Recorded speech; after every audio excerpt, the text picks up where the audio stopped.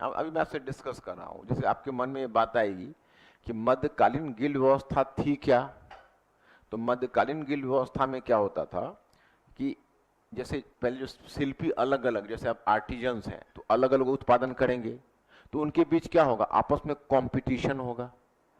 उस कंपटीशन से बचने के लिए बहुत सारे शिल्पी एक ही जगह पर संघ बना लिया। तो जो शिल्पियों का जो संघ है, जिसको आप हिंदी में श्रेणी कहते हो इंडियन हिस्ट्री में, वही कहलाते हैं गिल्ड अंग्रेजी में। मतलब गिल्ड मतलब शिल्पियों का, आर्टिजन्स का जो फेडरेशन है, उसका जो संघ है, उसको कहते थे गिल्ड। तो जो गिल्ड होता था तो उसमें क्या होता था कि एक मास्टर गिल्ड होता था। जैसे उनका मुखिया एक मास्टर गिल्ड कहलाता था, जो हम लोग यहाँ कहलाते थे उसको ज्येष्ठक बोलते थे या भंडागारिक बोलते थे, हम लोग की संस्कृत परंपरा है उसमें। और वहाँ बोलते थे मास्टर गिल्ड। तो जो मास्टर गिल्ड होते थे उनके निर्देशन में बाकी गिल्ड काम करते थे। और कई बार मास्टर गिल्ड को हेल्प करने के लिए छोटी मोटी कमिटी भी बनती थी।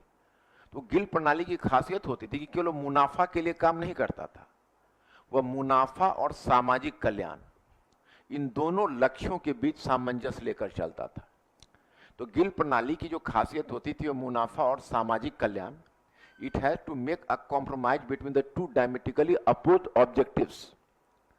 तो कहीं ना कहीं देखो, वर्ग संघर्ष कब होता है, जब पूंजीपति खुद अपना लाभ लेना चाहते हैं और मजदूर चाहते हैं हमें अपना हक मिले, और पूंजीपति मजदूरों को हक नहीं देते हैं, तो क्या होता है, वर्ग संघर्ष होता है। और अगर आप मध्यकालीन गिल्ड प्रणाली से प्रेरणा लेकर मुनाफा और सामाजिक कल्याण के बीच सामंजस्य लाओगे, तब तो टकराहट नहीं होगी। समझ रहे हो मेरी बात?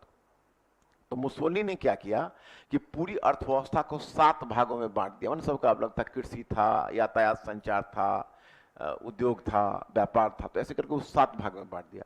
और 7 भाग में जो एम्प्लॉयर्स और एम्प्लॉइज है, तो अधिकतर टसल कहाँ होगा, कन्फ्लिक्ट कहाँ होगा, एम्प्लॉयर्स और एम्प्लॉइज के बीच होगा। तो क्या किया कि 7 भाग में एम्प्लॉयर्स और एम्प्लॉइज का अलग अलग संगठन बना लेता और उस संगठन को एक निगम के अंतर्गत डाल देता, है ना।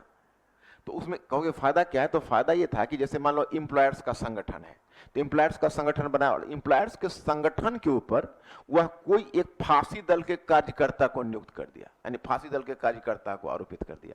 और एम्प्लॉइज का भी संगठन है, उसके ऊपर भी एक फांसी दल के कार्यकर्ता को आरोपित कर दिया। तो भविष्य में जो भी कॉन्फ्लिक्ट दोनों के बीच होगा, तो दोनों के बीच समझौता वार्ता के लिए तो फांसी दल का ही कार्यकर्ता है, और वो दोनों के बीच कॉम्प्रोमाइज कराकर संघर्ष को समाप्त कर देगा, या तनख्वाह बढ़ा देगा, या मजदूरों के विद्रोह को शांत कर देगा। What ever step he could, he was taking in order to put a check over the class conflict. So in this way, the differences between the employers and employees were amicably resolved. और वो वर्ग संघर्ष की तरफ चीजें नहीं जा सकती थी। मेरी बात आप लोगों तक पहुंच रही है क्या? दोनों तरफ से जब फांसी दल के ही कार्यकर्ता आ जाएंगे, एम्प्लॉयर्स की तरफ से, एम्प्लॉइज की तरफ से, दोनों के मुखिया तो वही है, तो आगे कॉन्फ्लिक्ट बात बढ़ेगी नहीं, बात रिजॉल्व हो जाएगी। पैराग्राफ चेंज करके लिखिए कि निगमित राजव्यवस्था के तहत, निगमित राजव्यवस्था के तहत, अगर तुम चाहो तो ब्रैकेट में कॉर्पोरेट स्टेट सिस्टम भी लिख सकते। कई बार देवनागरी स्क्रिप्ट में दे देगा तो कॉर्पोरेट स्टेट सिस्टम, तो कहीं निगमित राजव्यवस्था पहचान नहीं पाओ। Corporate state system,